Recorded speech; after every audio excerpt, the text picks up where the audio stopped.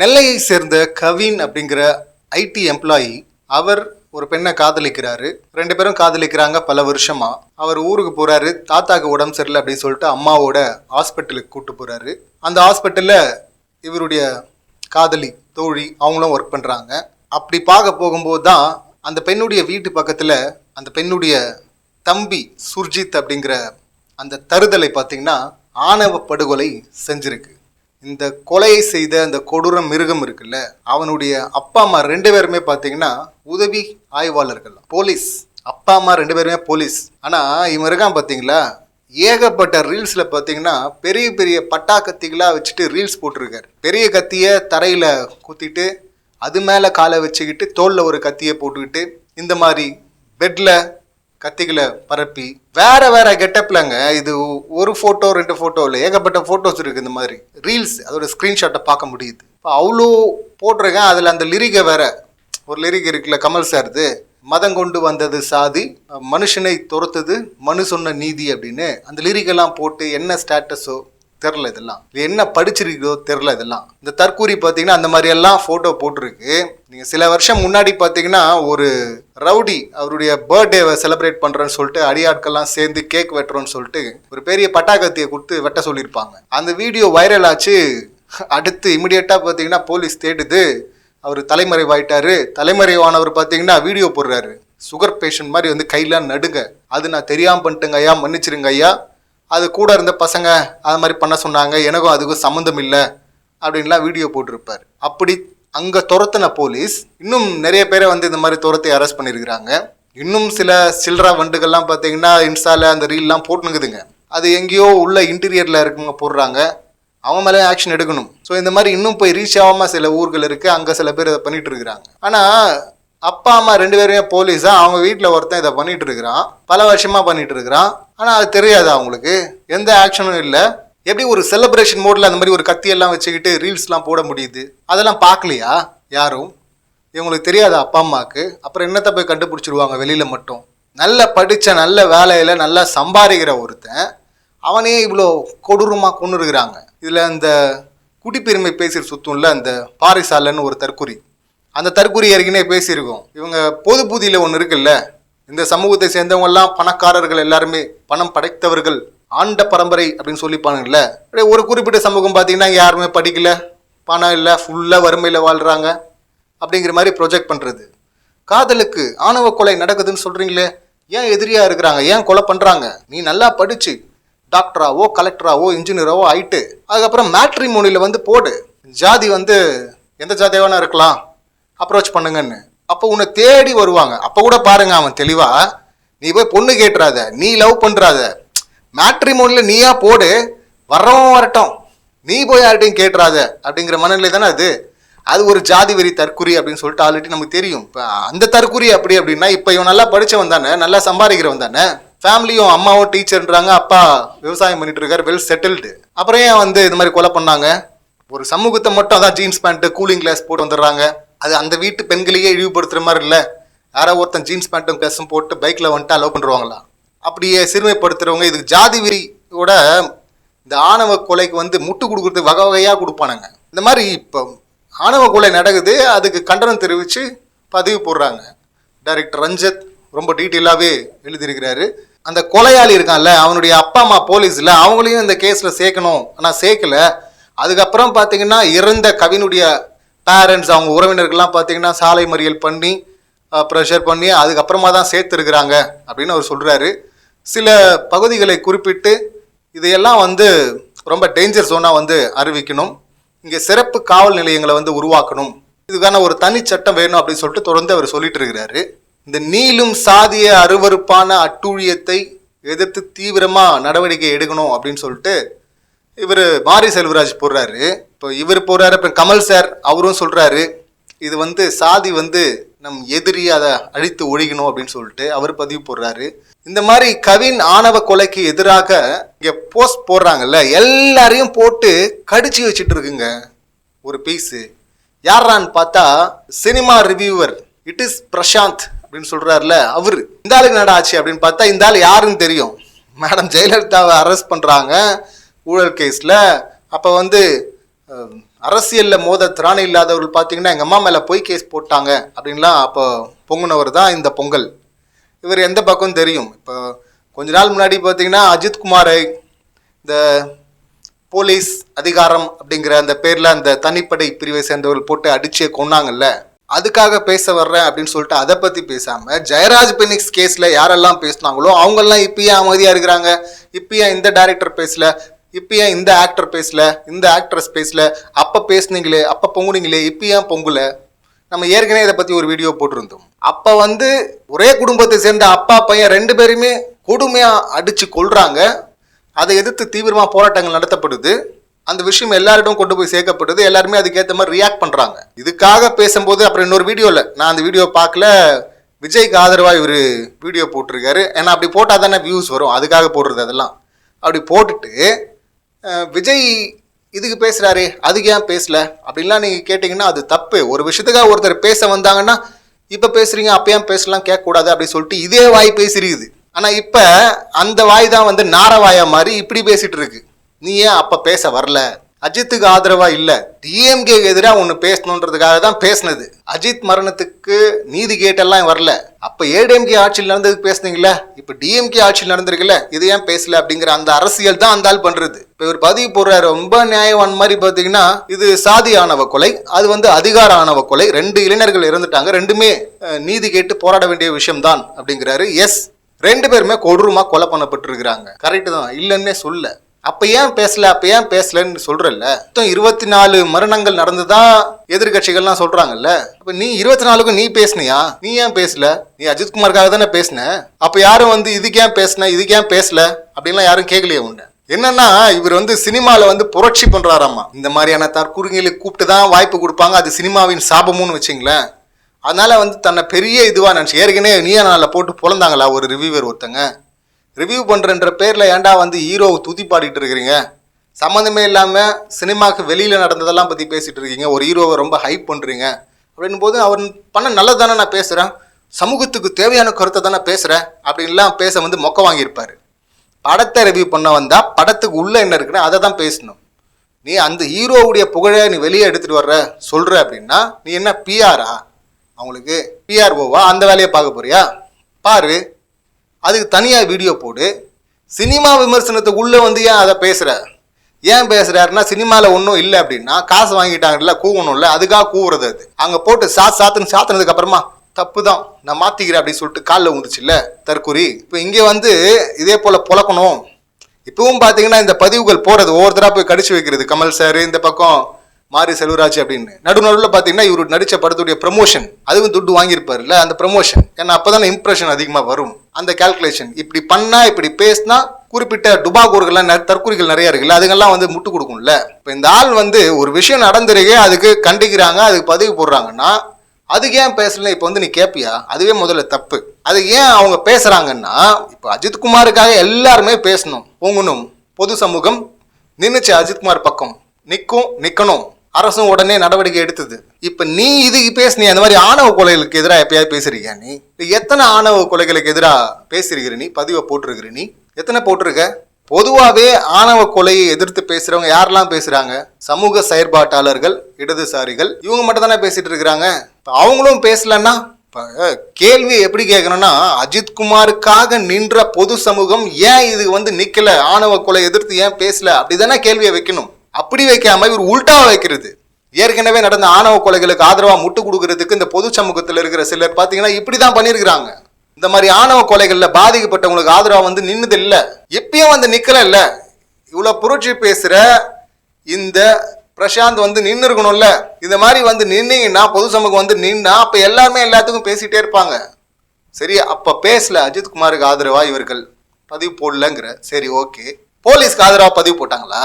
அந்த அத்துமீறல்ல ஈடுபட்ட கொலை செய்த அந்த காட்டு மிராண்டி காவலர்கள் இருக்காங்கல்ல, அவங்களுக்கு ஆதரவா யாராவது பதிவு போட்டாங்களா? ட்விட்டர்ல ஒருத்தங்க ரொம்ப அழகா கேள்வியை வச்சிருந்தாங்க. அஜித்குமார் சரியா விசாரணைக்கு ஒத்துழைச்சிருக்க மாட்டான், அதனாலதான் அந்த காவலர்களை அடிச்சு கொண்டாங்க, இதுல என்ன தப்பு இருக்கு அப்படின்னு சொல்லிட்டு யாருமே கேட்கலையே, யாருமே பேசலையே, யாரும் பதிவு போடலையே, போட மாட்டாங்கல்ல, போடல இல்ல. அப்படி இருக்கும்போது எல்லாருமே அதுக்காக நின்னோம்ல.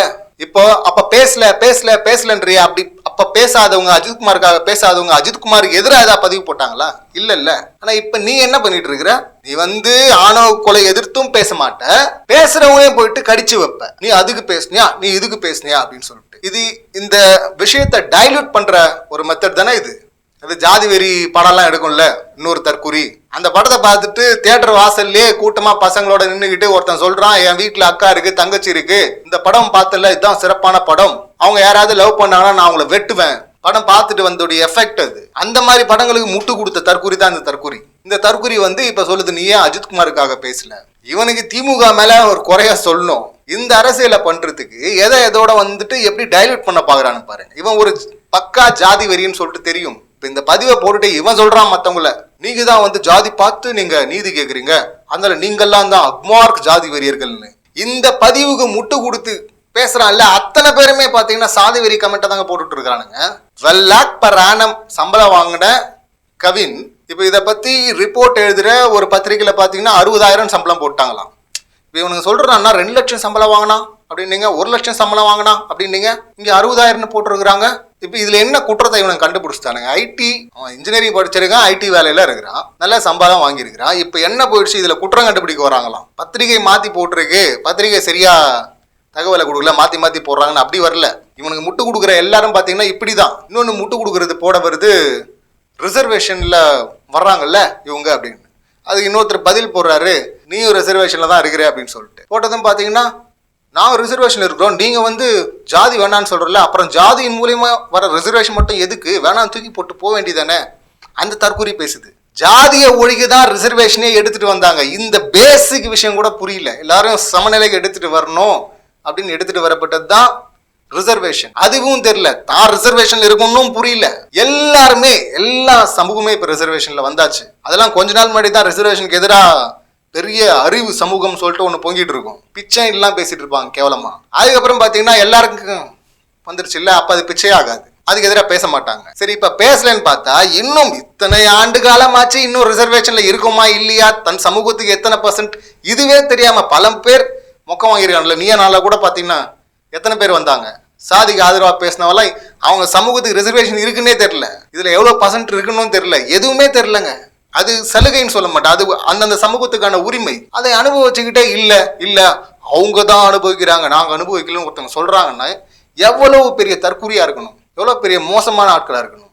அது வந்து தெரிஞ்சே இல்லை, அது தெரியல, தற்குறித்தனம் தான், ஒன்றும் தெரியல, தெரியாமையே பேசிடுறது. ஸோ அந்த மாதிரி எடுத்துட்டு வந்து முட்டு கொடுக்க வருதுங்க சில பீஸுங்க.